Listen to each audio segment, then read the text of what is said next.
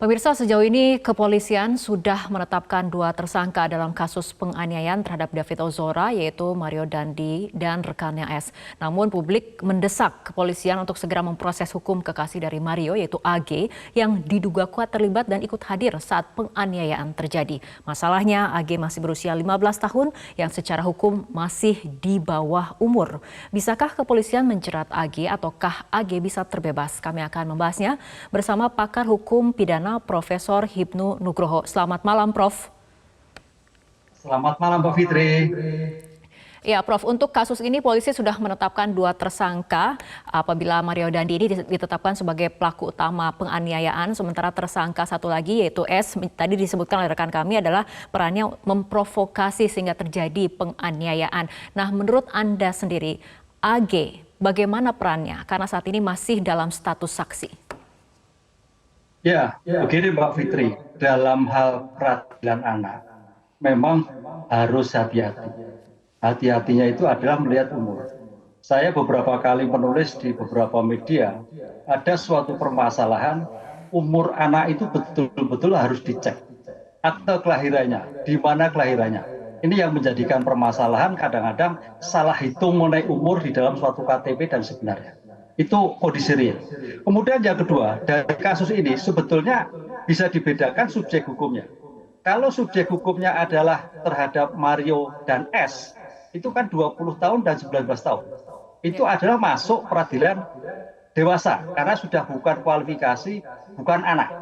Tapi kalau terkait dengan AG ini kan juga berpotensi sebagai pelaku. Saya sepakat tadi bahwa dalam undang-undang anak itu adalah setiap orang.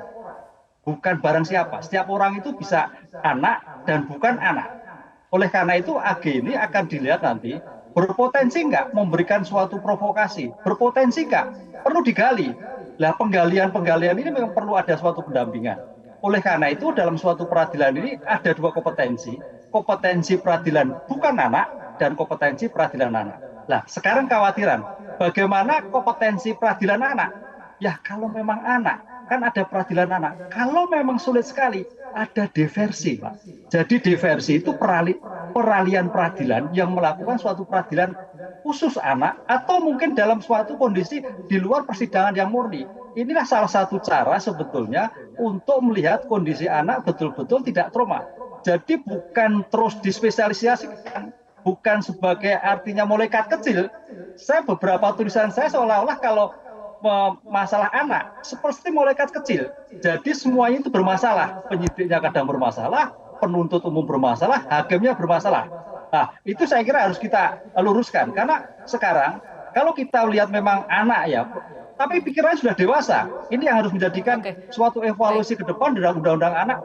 18 tahun itu sudah dewasa. Oleh karena itu dalam seperti ini, Mbak, tidak ada yang sulit.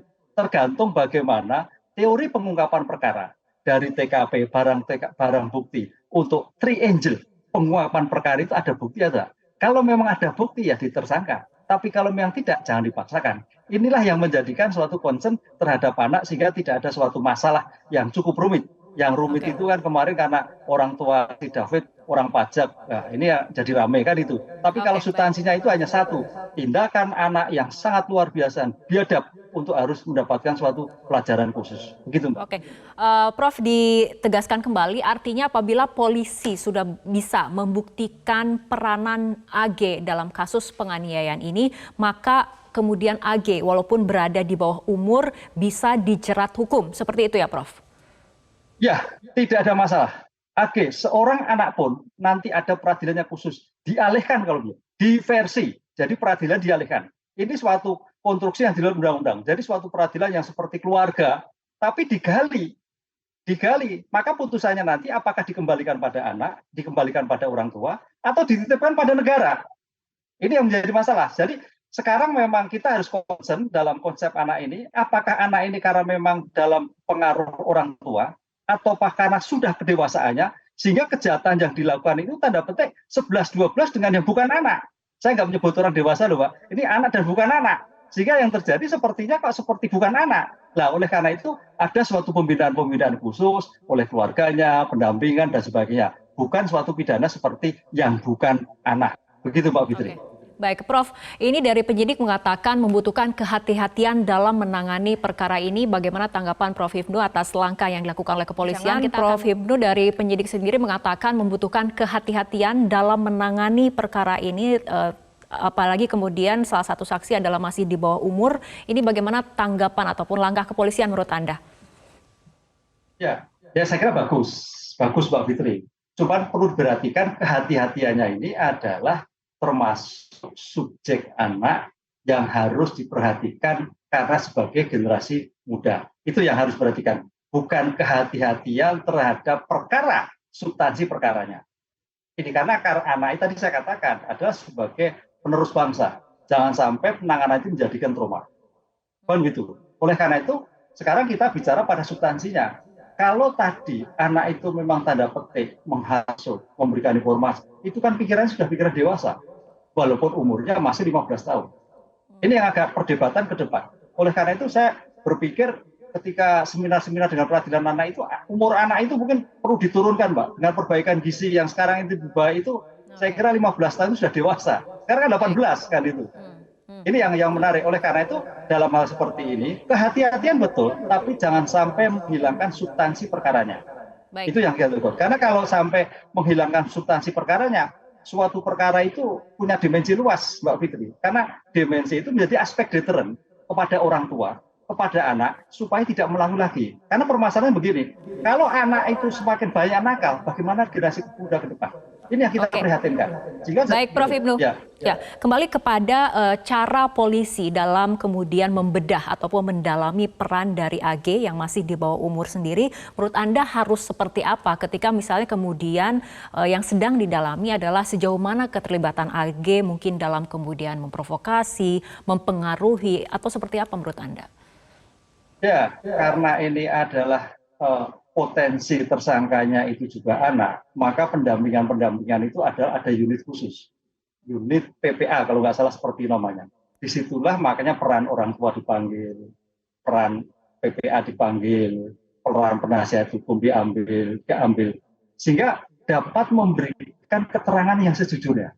Itu. Karena keterangan sejujurnya itu artinya gini, sebetulnya masing-masing pihak KPAI, kemudian orang tua, kemudian unit-unit penanganan anak itu sebetulnya bagaimana memasuki suatu pemikiran anak sehingga keterangannya itu bisa sampai keluar, itu loh. Ini yang dimasukkan.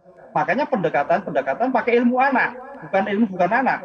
Ketika bisa masuk pada ilmu anak, mendekati cara bicaranya, pemikirannya, itu akan mengungkap semua. Nah, konsep mengungkap semua itu juga bukan tanpa suatu tekanan, sehingga jangan sampai menjadi traumatis. Itulah kehati-hatiannya. Karena kalau sampai traumatis, inilah akan yang menjadikan sebagai anak yang kurang baik ke depan. Karena menjadi stigma tersendiri. Itulah yang hati-hatinya seorang penyidik seperti itu. Sehingga bukan hal yang sulit, karena masalah anak itu banyak, Mbak. Bukan hanya di Jakarta, di daerah-daerah juga penuh dengan kasus anak. Ini kita juga agak prihatin juga. Cuman penanganannya memang sekarang pemerintah sudah membuat unit-unit khusus, sehingga untuk penanganan anak saya kira tidak perlu dikhawatirkan. Sehingga penyidik sudah profesional memang cukup butuh waktu dibanding yang bukan anak. Oke, untuk psikologi forensiknya seperti apa untuk kemudian membuktikan apakah saksi AG ini aktif atau tidak terlibat dalam kasus ini, Prof? Ya, psikologi forensik itu adalah sebagai ilmu bantu. Ilmu bantu untuk membantu penyidik bagaimana kondisi kejiwaan si anak. Nah, kalau kondisi kejiwaan anak itu adalah dalam arti positif dan bisa bertanggung jawab, ya saya kira itu suatu penjelasan harus bertanggung jawab terus. Tapi kalau hasilnya negatif, artinya dalam keadaan trauma, itu perlu waktu. Inilah yang harus dihindarkan tadi, kapan seorang anak itu diperiksa dan kapan anak itu belum diperiksa. Karena jangan sampai menjadikan trauma bagi si anak ini. Ketika sudah dinyatakan hasil bagus, mental bagus, diperiksa. Tapi ketika down, ya jangan. Karena tidak akan mendapatkan suatu hasil yang maksimal dalam suatu pengungkapan perkara. Apalagi ini adalah sebagai potensi tersangka karena sebagai bentuk tanda petik menghasut, memprovokasi. Itu sebagai sesuatu yang sangat bukan anak sebetulnya. Fisiknya anak, tapi pribadinya, tindakannya sudah bukan anak lagi. Ini yang harus dibedakan. Makanya saya sepakat bahwa ini harus juga menjadikan pembelajaran ke depan untuk dilakukan suatu penyidikan yang tuntas. Oke, baik. Kita tunggu perkembangan selanjutnya dari penyidikan kepolisian dalam mengusut tuntas kasus ini. Terima kasih Profesor Hibnu Nugroho, pakar hukum pidana telah berbincang bersama kami malam hari ini.